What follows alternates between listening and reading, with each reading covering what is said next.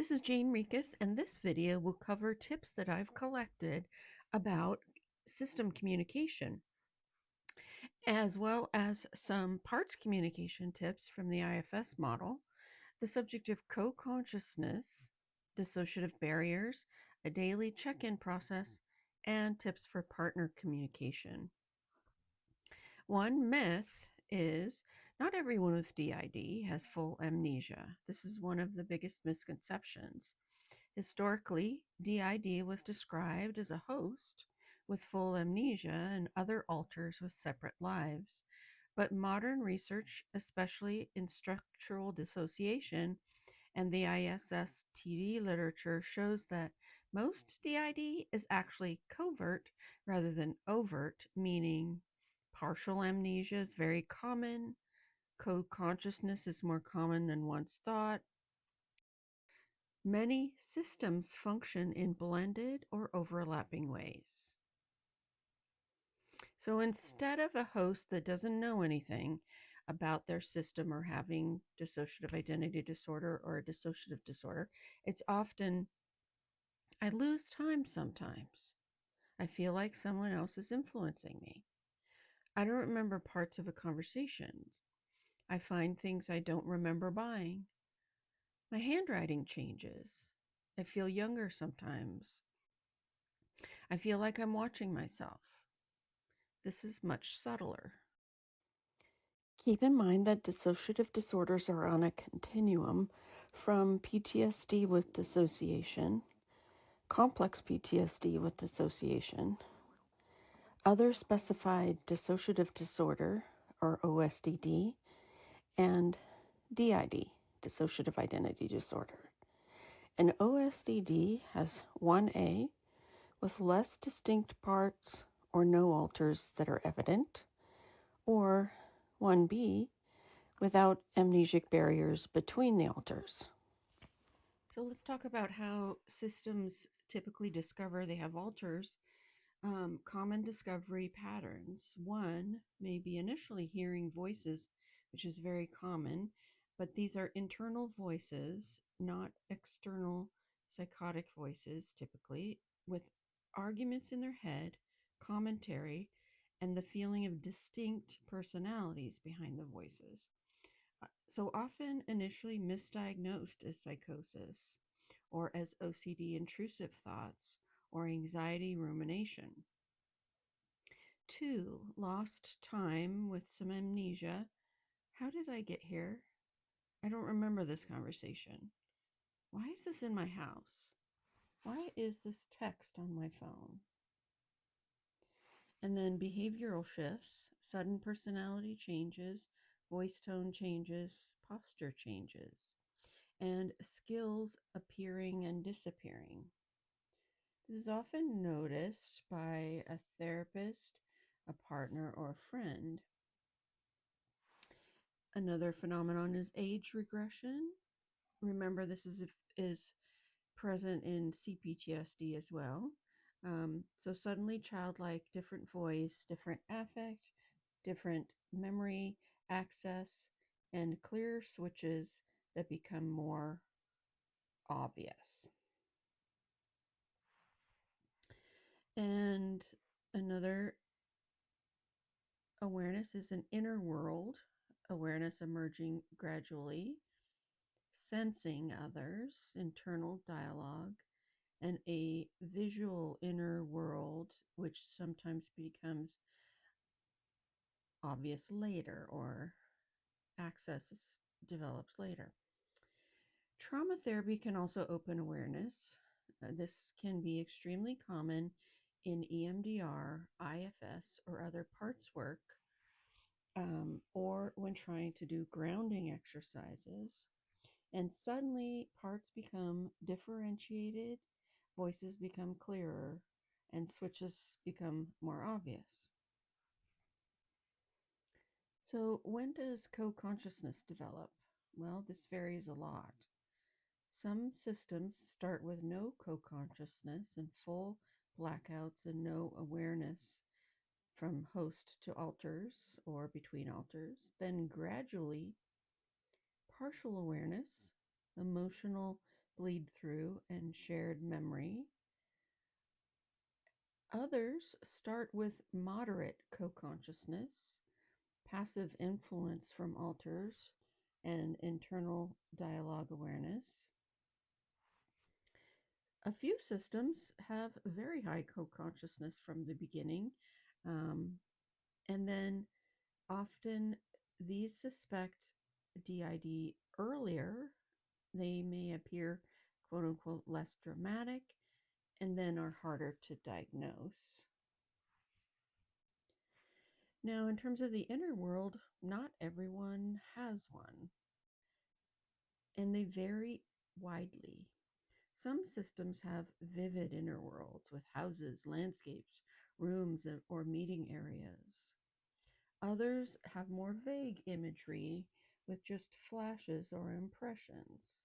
And again, others have no inner world at all initially. And some hosts can't enter the inner world, and other certain alters can, which is actually very common. Sometimes the host is excluded for protection, and the host gains access later. Dissociative barriers, alters are separated by walls or barriers, amnesic barriers that exist for protection. Communication involves opening doors, and barriers may prevent memory sharing, awareness, communication, and walling off trauma. So, why communication may be blocked?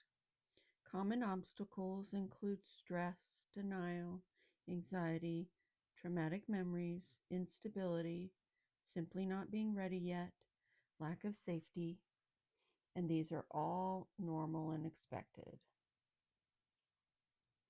Another phenomenon to be aware of is a phobia of inner experience. Phobia of inner experience includes fear of emotions, fear of memories, and fear of alters. And this concept comes from phrase-oriented dissociation treatment models. So internal communication can look like internal voices and thoughts, emotional signals, images or impressions, intuitive understanding, parallel thought streams. And these are described as internal thought-like experiences, not external hallucinations. External communication that can happen between alters would be the use of journals or diaries, notebooks, sticky notes, phone notes or texts, calendars, color-coded writing, different handwriting, daily logs or whiteboards. And this is all especially useful when amnesia barriers are strong. Nonverbal communication may occur through body language, emotions, urges, physical sensations, and behaviors. A good first step is to begin daily logging or journaling to identify patterns of dissociation, track time loss, improve communication, and increase awareness.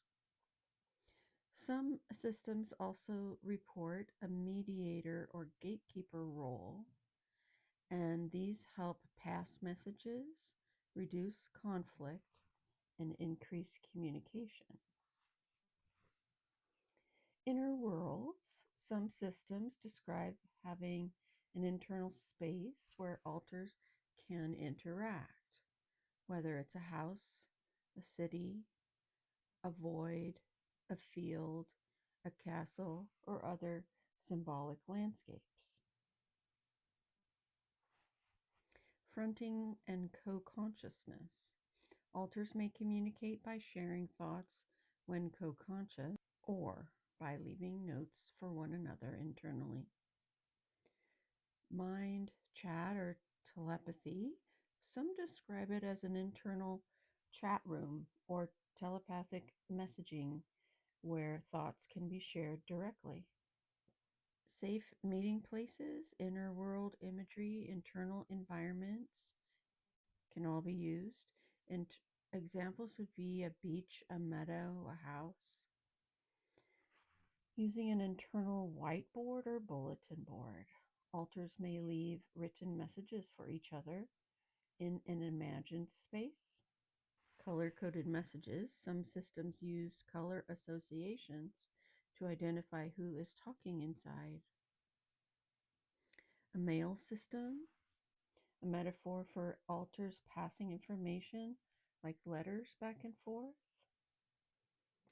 Texting or apps like simply plural, although that is being shut down, sadly. I do have a blog post about other options. Radio or walkie talkies. Some describe internal voices like a radio broadcast where some alters can tune in to others. Internal family systems parts communication may or may not translate to dissociative disorders.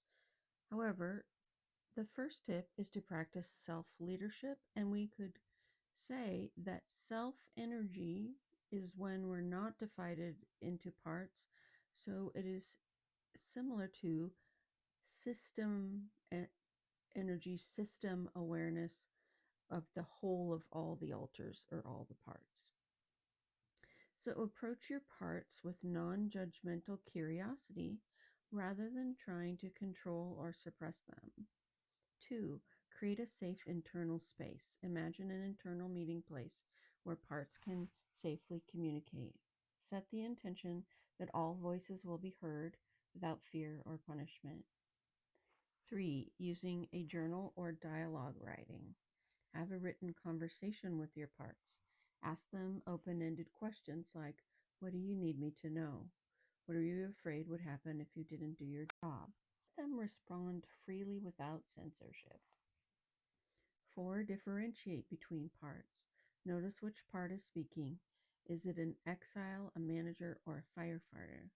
These are internal family systems terms which you can learn or not if they're not useful. Acknowledge each part separately instead of blending with them. 5. Use active listening. Let parts express themselves fully without interruption or dismissing them. Reflect back what you hear internally. I hear that you're scared and trying to protect me. 6. Build trust over time. If a part doesn't want to talk, respect its boundaries and come back later. Show up consistently and prove that you're a safe and compassionate leader if you're the host or the person wanting to contact the alter. 7. Use visualization. Imagine sitting in a circle with your parts and facilitating a conversation. Assign them a unique visual representation, such as a worried child or a stern teacher, etc. 8. Acknowledge and appreciate each part. Every part serves a purpose. Express gratitude. Thank you for protecting me. I see how hard you've been working. This reduces internal resistance and encourages collaboration. 9. Check in regularly. Just like with external relationships, regular internal check ins build trust. Ask how everyone is feeling today. What do you need? 10. Encourage parts to talk to each other. If two parts are in conflict, act as a mediator. Help them understand each other's intentions and negotiate solutions. Now, here's a daily check in instructions. Morning check in 5 to 10 minutes before getting out of bed or while sipping coffee. 1. Ground yourself and take a few deep breaths, bringing in curiosity and compassion, and say silently, I am here, I'm listening, I'm leading today. 2. Internal roll call. Ask, who needs my attention today? Notice if a part immediately responds with emotions, thoughts, or body sensations. Acknowledge and validate. Gently name what comes up. I see you, anxious part. I know you're trying to prepare me for the day. Thank that part for its role rather than pushing it away. Midday awareness, 1 to 5 minutes. During a break or before switching tasks. 1. Do a body scan and emotion check. What's my mood? Where do I feel tension or heaviness? This helps identify which parts might be activated. 2. Quick internal dialogue. If you notice discomfort, ask, what's happening for you right now? What do you need? Offer reassurance. I got this. You don't have to handle it alone.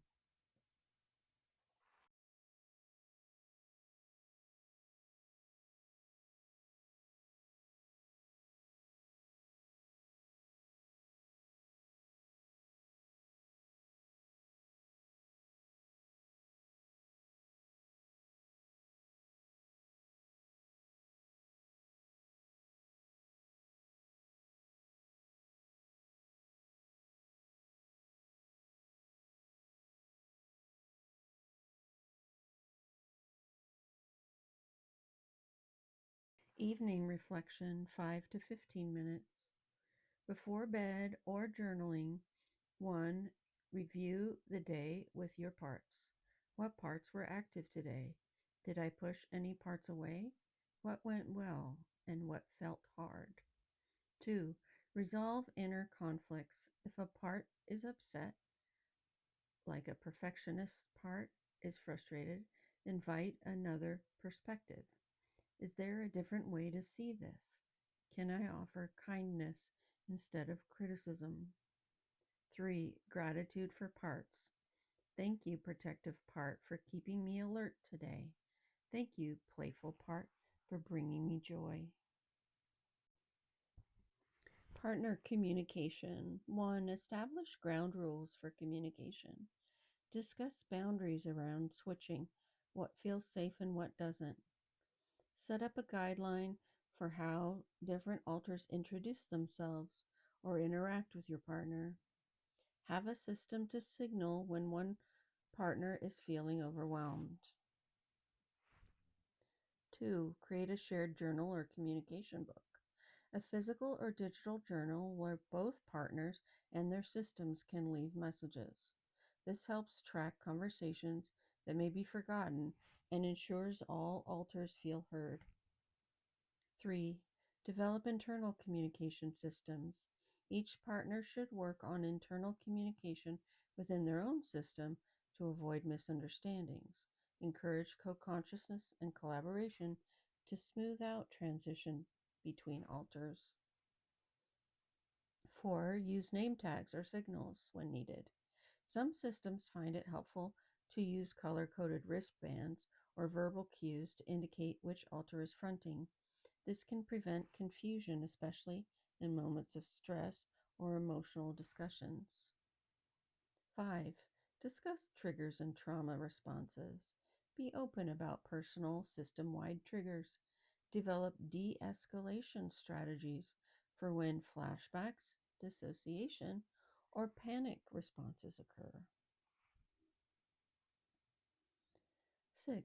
Schedule system meetings.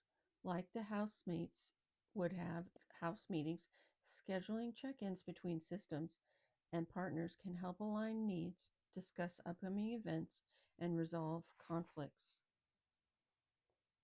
7. Use we language to reduce conflict. Acknowledge that there are multiple perspectives in the relationship. Instead of you said this, try I heard this and I wanted to check in about what was meant. 8. Respect each alter's needs and roles. Some alters may have different feelings about the relationship. Recognize who might be protective, who struggles with trust, and who enjoys connection. 9. Plan for crisis situations. Have a shared safety plan for dissociative episodes, suicidal thoughts, or medical emergencies. Know who to call and what grounding techniques work best. And finally, 10, seek therapy separately and together. Individual therapy can help with system communication and healing. Couples or poly-friendly therapy with a DID-informed clinician can provide an outside perspective.